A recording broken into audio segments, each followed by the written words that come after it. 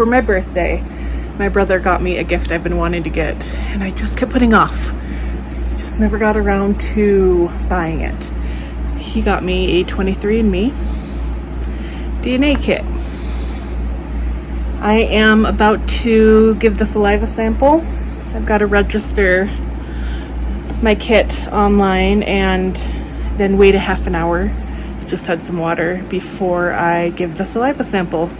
And then it generally takes a couple weeks to get the results. I'm excited. Right. I am going to put my saliva sample in here. I am not going to video that because this could take me a few minutes. You have to get all the way up to here. No bubbles. And the most disgusting thing would be watching me for 10 minutes trying to spit into a tube. So we'll catch up after this. This is taking forever. This is gonna take a while. I apparently am not one who really, if I think about it, spits at all, and I don't tend to have a lot of excessive saliva. So I'm only a tiny bit, and I've got still like a teaspoon worth of saliva. I'm trying to create, I looked up different ways to create more saliva because you can't drink water, you can't have anything.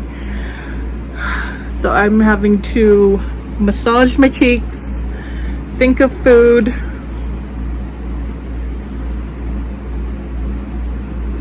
Super fun. Okay, so that took way longer. It took over a half an hour for me to fill up. I'm just not one who has a lot of excess saliva. So I filled to the funnel line and to the amount of liquid saliva, no bubbles reaches the fill line. Okay. Close funnel lid. Holding the tube upright, close the funnel lid as shown by firmly pushing down on the lid, and you hear a click. And note there's some liquid in here. The liquid in the lid will be released into the tube to mix with the saliva. And it just filled up.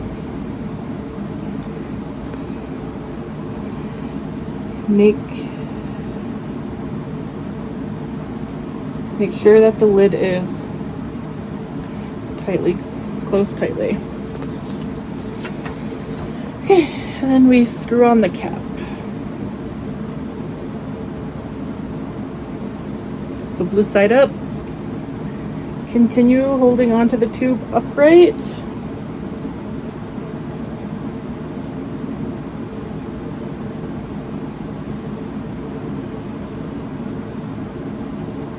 Okay. Shake the tube for 5 seconds. 2, 3, 4, 5, 6. I always do it for an extra. Got it in the bag. Now I'm gonna place it in the box. Well, I'm gonna put it in the container and place it in the box.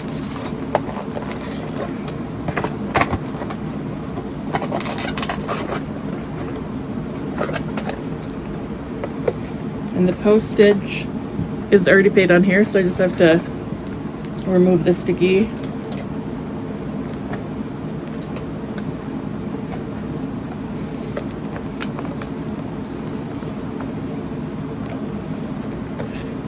And there we go.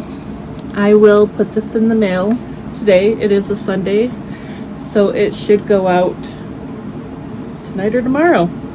I'm excited. As somebody who is obsessed with genealogy, obsessed with family history, even owns a family history run business, I am excited to see what information it has to tell me. Going to mail it. Okay, now I just wait for the results. Alright, I'm at work and I just got notification that my reports are in from 23andMe. So I'm gonna close my office door and look up the results because there is no way I'm gonna be able to wait until 7 p.m. tonight to do this. I'm getting over a cold, so I had to stop it for a coughing fit. I'm excited.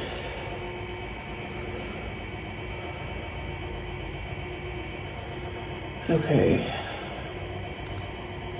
I'm starting with my ancestry.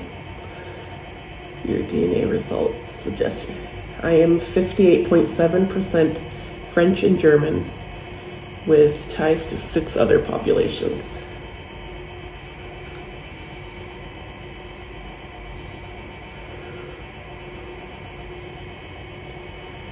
Okay. I am 97.4% Northwestern European, which makes complete sense. I figured I would be. 58.7% French and German, 35.2% English, Irish, and Scottish. I know I am German and French. Those go back just even a couple generations. I am definitely Scottish, and we just discovered that I am Irish. Now the next part says I am 0.2% Scandinavian. I knew I had to be. I am more fair than most of my siblings but one. Now this is what's interesting. What does it mean when it says I'm 3.3% broadly Northwestern European? Norway, Finnish. This is exactly what I thought I would be. Exactly what I thought I would be. I knew out of all of my siblings, I had to have that part in me. So even Iceland is located in this. So it's got Iceland, Finnish, Swedish, Denmark, the Netherlands. Yep, rising. Southern European. I'm 1.4% Italian.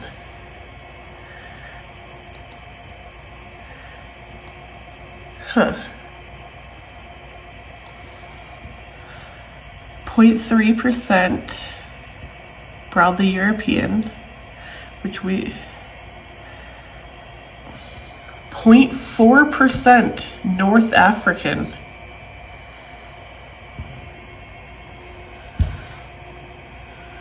What? Okay. I wasn't expecting any. 0.3% Ashkenazi Jew.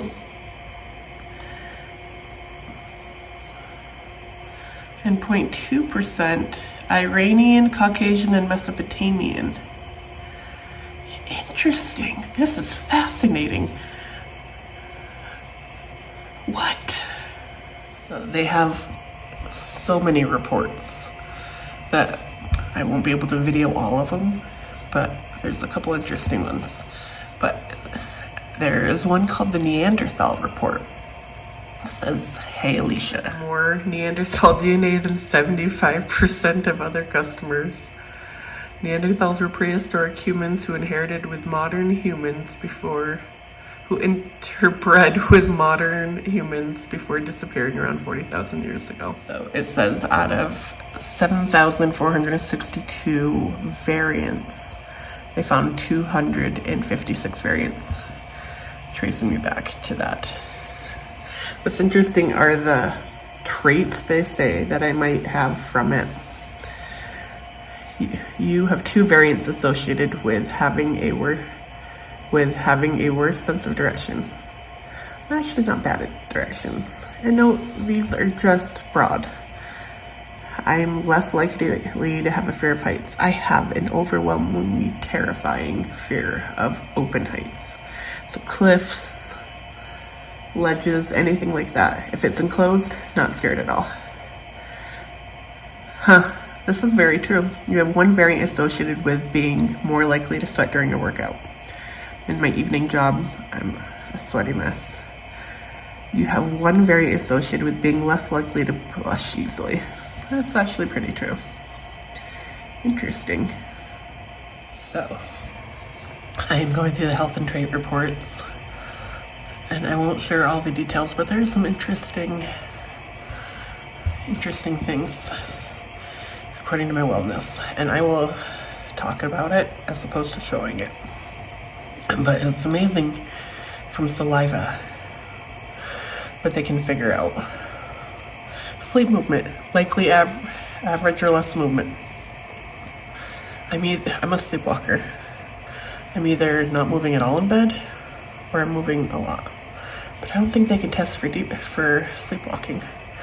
But sleepwalking is part of this, meaning how deep you can sleep, partly. Deep sleep, less likely to be a deep sleeper. Interesting. This is where it's interesting too. Lactose intolerant. I can't really have cheese very much, but it says I don't really have a lot of lactose intolerant issues. I did go through the health reports, and I don't have any markers that show I'm prone to certain cancers. Still need to actually work with a doctor on some of these, but that's good. There's a lot of diseases that I am not predisposed to, and they don't detect. You know what I mean. If you have any more questions, let me know. There's a lot to look at here.